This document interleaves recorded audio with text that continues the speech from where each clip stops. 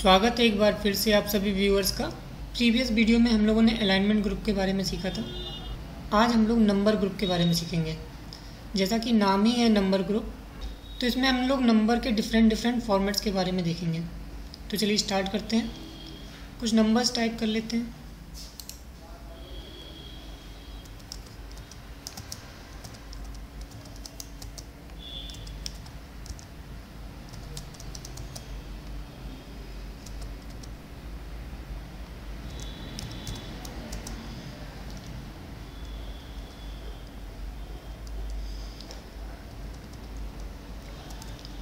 Number को select कर लिया।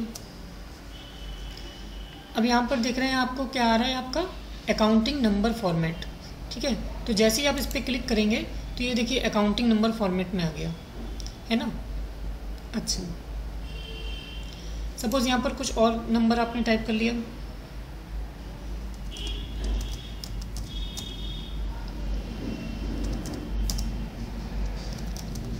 अब आपने इसको सिलेक्ट कर लिया और आपने यहाँ पर परसेंटेज पे क्लिक कर दिया। तो जैसे ही परसेंटेज पे क्लिक करेंगे तो ये देखिए परसेंट का मतलब ये होता है कि डिवाइडेड बाई 100। अब डिवाइडेड बाई 100 कर रहा है तो मल्टीप्लाई भी तो 100 से करेगा। तो देखिए इसने 5400% कर दिया, 2600% कर दिया, 7600% कर दिया। ठीक है, अगर आप पहले से इसमें परसेंट कर रखें तो ये बाय डिफ़ॉल्ट उसको परसेंट में ही ट्रीट करेगा। जैसे आपने 25 लिखा तो इसको ये 25%। ठीक है, 11, 65 इस तरीके से करेंगे तो वो बाय डिफ़ॉल्ट वो परसेंट के साथ ही लेगा। ठीक है, चलिए। अच्छा, कभी कभी आपका कुछ नंबर्स होता है उनको आप कॉमा से सेपरेट करना चाहते हैं। तो सपोज़ आपने 123 लिखा और अगर आपने इसको आपने कॉमा से सेपरेट करने की कोशिश करी तो देखिए आपको कोई भी डिफरेंस नहीं समझ में आएगा। क्यों नहीं समझ में आता है कि अगर आपका नंबर ज़्यादा बड़ा नहीं है तो वो आपको कॉमा डिस्प्ले नहीं होता। अब हम लोग थोड़ा सा नंबर एक बड़ा कर लेते हैं। ठीक है, अब आपने जब इस पर कॉमा अप्लाई करा तो देखिए 1,23,456 है ना, तो ये कॉमा फॉर्मेट में आ जाता है। तो थोड़ा सा नंबर जो होता है वो आपका रीडेबल हो जाता है इस तरीके से, है ना। बाय डिफ़ॉल्ट आप ये देख रहे हैं कि डेसिमल के 2 प्लेसेस तक रिजल्ट दिखा रहा है। अगर आप चाहते हैं कि डेसिमल के 3 प्लेसेस तक, 4 प्लेसेस तक, इस तरीके से आप कई प्लेसेस तक आप रिजल्ट दिखाना चाहते हैं तो आप यहाँ से इंक्रीज डेसिमल कर सकते हैं। देख रहे हैं 3 प्लेसेस तक हो गया, 4 प्लेसेस तक हो गया, 5 प्लेसेस तक हो गया। और अगर आप रिड्यूस करना चाहते हैं, डिक्रीज़ करना चाहते हैं तो आप यहाँ से डिक्रीज़ भी कर सकते हैं। ठीक है, बाय डिफ़ॉल्ट तो 2 डेसिमल प्लेसेस तक दिखा रहा था। आप चाहते हैं कि 1 डेसिमल प्लेसेस तक दिखा जाएंगे तो 1 डेसिमल प्लेसेस, आप चाहते हैं कि 20 डेसिमल प्लेसेस तक ना आए तो इस तरीके से कर सकते हैं, है ना। इससे इंक्रीज़ होगा और इससे डिक्रीज़ हो जाएगा डेसिमल प्लेसेस। ठीक है, इस तरीके से होता है आपका।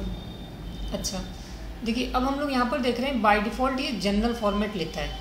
ठीक है, तो बाय डिफ़ॉल्ट आपका जनरल फॉर्मेट लेता है। जनरल फॉर्मेट का मतलब होता है कि आप कुछ भी लिखें वो उसको एज इट इज़ आपको डिस्प्ले करा देता है। नंबर लिखेंगे तो नंबर ले लेगा, टेक्स्ट लिखेंगे तो टेक्स्ट की तरह कर लेगा, डेट लिखेंगे तो डेट की तरह कर लेगा। जैसा भी आप लिखेंगे एक जनरल फॉर्मेट रहेगा उसका, है ना। अच्छा, लेकिन आप अगर कोई स्पेसिफिक फॉर्मेट देना चाहते हैं तो आप कैसे करेंगे? तो चलिए इसी पर हम लोग कुछ डिटेल में डिस्कस कर लेते हैं। सपोज़ यहाँ पर जनरल हमने लिख रखा है। ठीक है, तो जनरल में अगर हमने मान लो 123 लिख दिया, जैसा कि आपको पिछली वीडियो में बताया था कि हमने कि जो भी नंबर होता है उसका बाय डिफ़ॉल्ट जो अलाइनमेंट होता है वो राइट होता है। और अगर यहाँ पर आपने कुछ टेक्स्ट लिख दिया तो उसका बाय डिफ़ॉल्ट जो अलाइनमेंट होता है वो आपका लेफ़्ट होता है ना। तो यहाँ पर कुछ भी लिखेंगे वो उसको जनरल फॉर्मेट में लेता है। ठीक है, वहीं पे अगर आप कोई नंबर फॉर्मेट में करना चाहते हैं, ठीक है, तो आपने क्या करा, इस कॉलम को सपोज सेलेक्ट कर लिया और आपने यहाँ से इसको नंबर फॉर्मेट में चेंज कर दिया। ठीक है, अब क्या होगा, अब आप यहाँ पर सपोज़ 123 ही लिखते हैं लेकिन आपको देख रहे हैं कि आपने 123.00 डेसिमल के 2 प्लेसेस तक रिजल्ट दिखाने लगा। कुछ भी नंबर आप लिखेंगे, ठीक है, तो वो आपको इस करने लगेगा। 23.65 किया आपने तो देखिए, है ना, इस तरीके से आ जाएगा। अब सपोज़ यहाँ पर डेसिमल के 3 प्लेसेस तक कोई रिजल्ट लिखते हैं, 12.765 लिखा तो देखिए क्या है, बाय डिफ़ॉल्ट इसको हमें सेट था कि नंबर में 2 डेसिमल प्लेसेस तक दिखाएगा। तो हमने 765 किया था तो क्या रिज़ल्ट क्या हो गया, 77। ठीक है, जैसा कि आपको पता है कि जब भी आपका जो डिजिट एक्सक्लूड करी जाती है वो 5 या 5 से बड़ी होगी तो वो उससे पहले वाली डिजिट में 1 का इंक्रीमेंट हो जाएगा। ठीक है, तो चलो देख लेते हैं। अगर यहाँ पर हमने 12.564 करते हैं, ठीक है, तो ये देखिए 12.56 ही आएगा, है ना। और अगर 12.568 कर देते हैं तो देखिए 57 हो जाएगा, है ना। तो इस तरीके से वो नंबर फॉर्मेट में हो जाता है। अब देख लेते हैं करेंसी फॉर्मेट में क्या करता है। तो चलिए यहाँ से हम इसका फॉर्मेट करेंसी कर देते हैं। यहाँ पर हमने इसको करेंसी फॉर्मेट में कर दिया। अब देखिए, अब हम सपोज़ यहाँ पर 123 लिखते हैं तो देखिए 123 के साथ आपका करेंसी सिंबल भी आ गया, है ना। 76 लिखा तो 76 के साथ आपका करेंसी सिंबल आ गया, है ना, रुपए।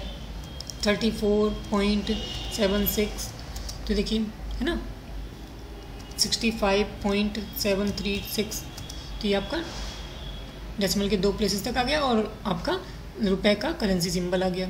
और आप चाहते हैं कि सिंबल चेंज करना, है ना, करेंसी सिंबल चेंज करना चाहते हैं तो भी आप कर सकते हैं। यहाँ पे डिफरेंट करेंसी फॉर्मेट है, वहाँ से आप डॉलर, यूरो, है ना, कुछ भी आप करना चाहें वो आप कर सकते हैं। तो देखिए यहाँ पे डॉलर हो गया, है ना, बाय डिफ़ॉल्ट आपका वो रुपये दिखा रहा था, तो इस तरीके से कर सकते हैं। अच्छा, अब अकाउंटिंग फॉर्मेट। अच्छा, अकाउंटिंग फॉर्मेट जैसे ही आप अप्लाई करते हैं, यहाँ पर आपने अकाउंटिंग फॉर्मेट अप्लाई कर लिया। अब सपोज़ यहाँ पर आपने 123 लिखा तो डिफरेंस देख रहे हैं करेंसी और अकाउंटिंग फॉर्मेट में। अकाउंटिंग फॉर्मेट में जो आपका करेंसी सिंबल है वो हमेशा लेफ्ट में, और देखिए बीच में स्पेस आ रही है ना।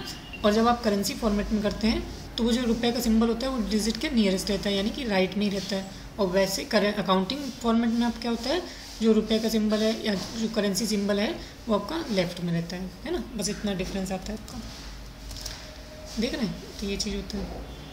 चलिए अब शॉर्ट डेट के बारे में डिस्कस कर लेते हैं। सपोज़ यहाँ पे आपने ये वाली सेल में शॉर्ट डेट का फॉर्मेट लगा दिया,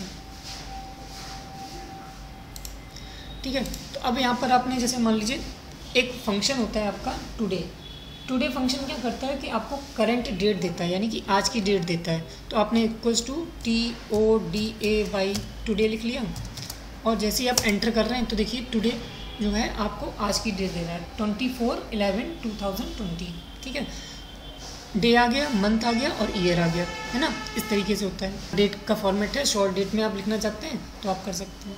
अब इसी को आप अगर लॉन्ग डेट में करना चाहते हैं तो यहाँ पर आपने इसको सिलेक्ट कर लिया और यहाँ पर आपने इसको लॉन्ग डेट में कर लिया। अब यहाँ पर टुडे लिख के देखते हैं, इक्वल्स टू करा आपने TODAY टुडे कर लिया, और जैसे ही एंटर कर रहे हैं तो देखिए आपका ये लॉन्ग डेट फॉर्मेट में आ गया, है ना, 24 नवंबर 2020। इस तरीके से हो जाता है ना। वहीं पे अगर आप यहाँ पे टाइम की बात करें तो आप क्या होता है, एक फंक्शन होता है आपका नाउ, ठीक है। आप मैनुअली भी डेट लिख सकते हैं।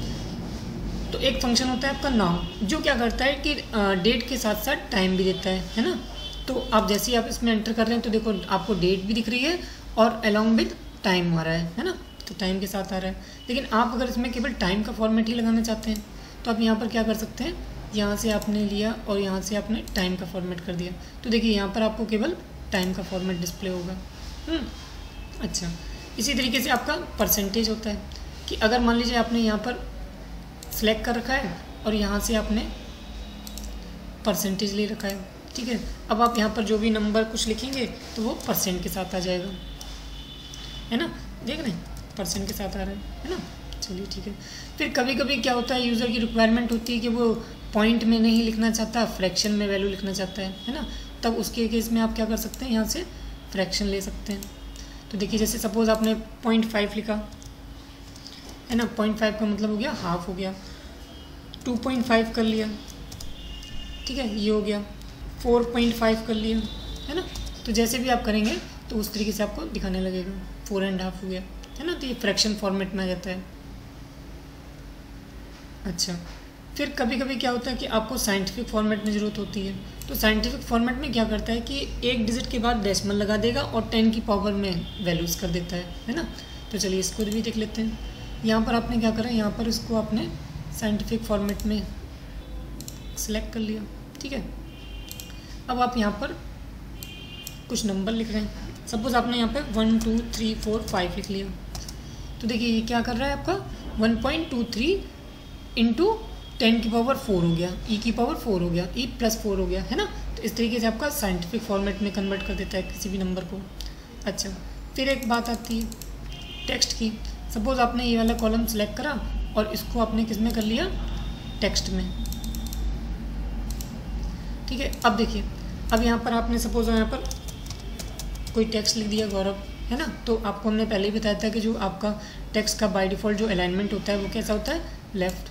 अब लेकिन यहाँ पर अगर आप नंबर कोई टाइप करते हैं तो देखिए उसका भी अलाइनमेंट कैसा आ रहा है, लेफ़्ट। क्योंकि तो यहाँ पर जो अभी नंबर है आपका वो टेक्स्ट की तरह ट्रीट किया जा रहा है। ठीक है, आई थिंक क्लियर हो गया होगा। अगर आपको कोई भी डाउट है तो आप कमेंट्स कर सकते हैं। Thank you.